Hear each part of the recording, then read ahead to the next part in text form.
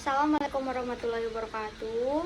Saya Mardiana dari kelas E, Prodi Akuntansi S1, NIM A1 C021 223. Di sini saya akan mempresentasikan hasil makalah saya yang berjudul Negara dan Konstitusi. Yang pertama, pengertian negara. Negara merupakan salah satu bentuk organisasi yang ada dalam kehidupan masyarakat. Pada prinsipnya, setiap warga masyarakat menjadi anggota dari suatu negara dan harus tunduk pada kekuasaan negara.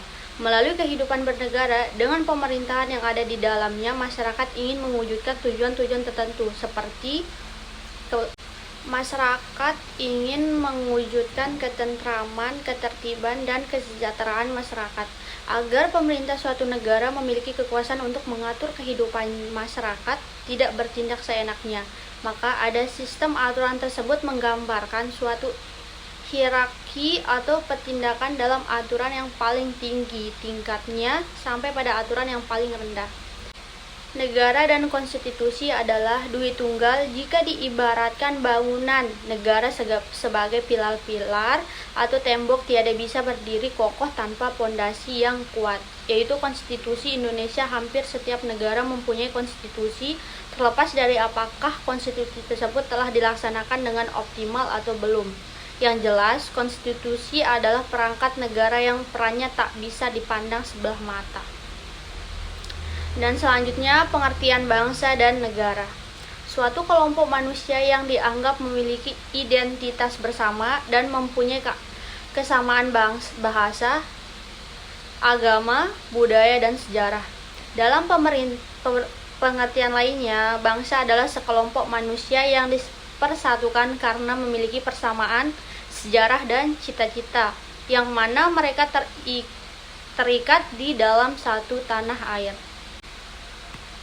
Sedangkan pengertian bangsa dalam arti sosiologi atau antropologis adalah perkumpulan orang yang saling membutuhkan dan berinteraksi untuk mencapai tujuan bersama dalam suatu wilayah. Sedangkan dalam arti politis, pengertian bangsa adalah suatu masyarakat dalam suatu daerah yang sama dan tunduk pada kedaulatan negara sebagai satu kekuasaan tertinggi ke luar dan ke dalam. Dalam Ensiklopedia Indonesia, dasar negara berarti pedoman dalam mengatur kehidupan penyelenggara ketatanegaraan negara yang mencakup berbagai kehidupan. Dasar negara yang digunakan di Indonesia adalah Pancasila, nilai-nilai leluhur yang terkadang Pancasila telah ada dalam kalbu bangsa jauh sebelum Indonesia merdeka. Secara historis, pengertian negara senantiasa berkembang sesuai dengan kondisi masyarakat pada saat ini. Pengertian tentang negara telah banyak didefinisikan oleh para ahli filsuf Yunani kuno, para ahli abad pertengahan, sampai abad modern. Beberapa pendapat tersebut antara lain: pertama, pendapat Aristoteles, negara adalah komunikasi keluarga dan komunikasi keluarga yang sejahtera demi kehidupan yang sempurna dan berkecukupan. Kedua, Jean Bodin, negara sebagai pemerintah yang setara dengan baik dari beberapa keluarga serta kepentingan bersama mereka oleh kekuasaan berdaulat.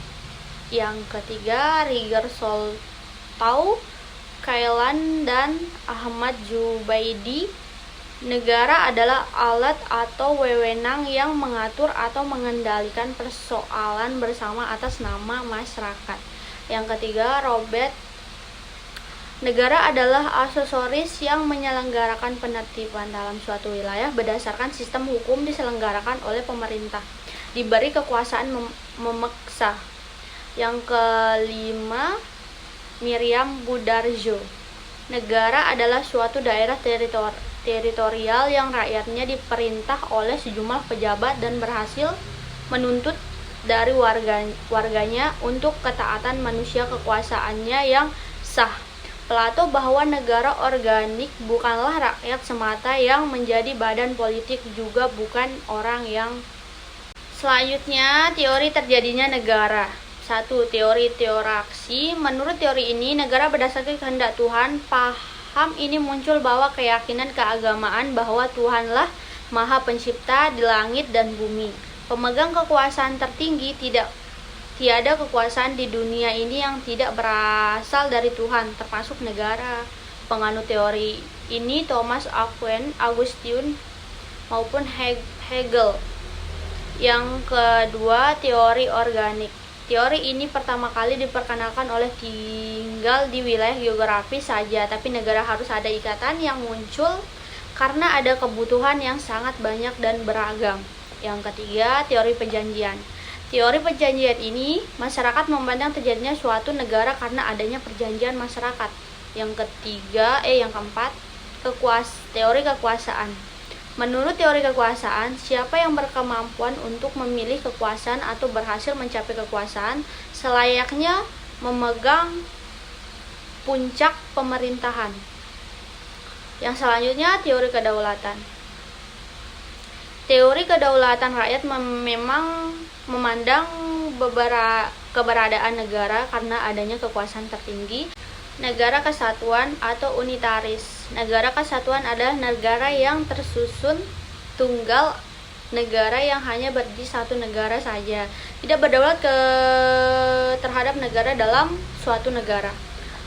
Dalam pelaksanaan pemerintah daerah di negara kesatuan dapat dilaksanakan dengan dua alternatif sistem, yaitu sistem desentralisasi di mana daerah-daerah diberikan keluasan dan kekuasaan untuk mengurus rumah tangganya sendiri atau otonomi. Sistem sanitarisasi di mana segala suatu urusan dalam negara tersebut langsung diurus oleh pemerintah pusat, termasuk segala hal yang menyangkut pemerintahan dan kekuasaan di daerah. Yang kedua, negara serikat atau federasi. Negara serikat adalah negara yang merupakan gabungan dari beberapa kemudian menjadi negara-negara bagian daripada satu negara serikat. Yang selanjutnya, negara Indonesia. Berdasarkan berbagai teori, terjadi negara berkedaulatan negara serta bentuk dan tujuan negara. Maka negara Indonesia yang diproklamasikan tanggal 17 Agustus 1945 dapat dijelaskan secara teoritis sebagai berikut. Yang pertama, lahirnya negara Indonesia. Indonesia merdeka tanggal 17 Agustus 1945. Dalam proklamasi kemerdekaan, Indonesia yang melahirkan Negara Kesatuan Republik Indonesia. Negara Kesatuan RI bukanlah merupakan tujuan terakhir perjuangan bangsa Indonesia, melainkan merupakan alat untuk melanjutkan perjuangan bangsa Indonesia mencapai cita-cita membentuk masyarakat adil dan makmur, aman, sentosa berdasarkan Pancasila. Meskipun tinjau berdasarkan unsur-unsur yang membentuk negara, hampir semua negara memiliki kesamaan, namun ditinjau dari segi tubuh dan terbentuknya negara serta susunan negara. Setiap negara di dunia ini memiliki spesifikasi serta ciri khas masing-masing. Demikian pula negara-negara lain di dunia tumbuh dan berkembang dengan ciri khas dan sejarahnya masing-masing. Selanjutnya, unsur-unsur negara. Menurut Oppenheim Lodewijk, unsur-unsur negara adalah unsur pembentukan negara konstitutif, wilayah atau daerah rakyat pemerintah. Yang kedua, unsur deklaratif, pengakuan oleh negara lain. Selanjutnya, wilayah atau daerah. Yang pertama itu daratan. Wilayah daratan ada di permukaan bumi dalam batas-batas tertentu dan di dalam tanah di bawah permukaan bumi, artinya semua kekayaan alam yang terkandung di dalam bumi dalam batas-batas negara adalah hak sepenuhnya negara pemilik wilayah.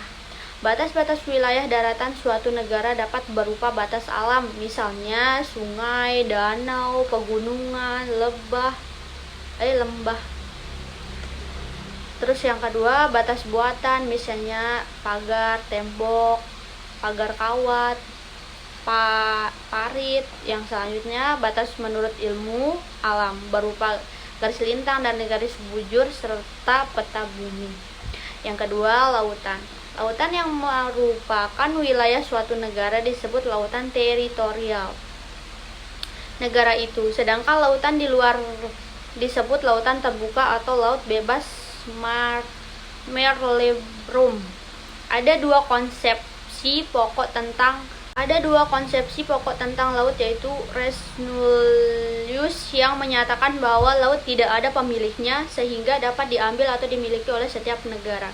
Yang kedua, Res Communis yang menyatakan bahwa laut adalah milik bersama masyarakat dunia dan karenanya tidak dapat diambil atau dimiliki oleh setiap negara. Tidak ada ketentuan dalam hukum internasional yang menyeranggamkan lebar laut teritorial setiap negara. Kebanyakan negara secara sepihak menentukan sendiri wilayah lautan, pada umumnya dianut 3 mil laut seperti Kanada dan Australia, tetapi ada pula yang menentukan batas wilayah yaitu 2 mil laut, bahkan 200 mil laut. Batas laut Indonesia sejauh 12 mil. Laut diumumkan kepada masyarakat internasional melalui Deklarasi Juanda pada tanggal 13 Desember 1945. Pada tanggal 10 Desember 1982 di Matebe Bay, Jamaika, ditandatangani Traktat Multilateral yang mengatur segala sesuatu yang berhubungan dengan laut, misalkan permukaan dan dasar. Tentang batas laut ditetapkan sebagai berikut. 1.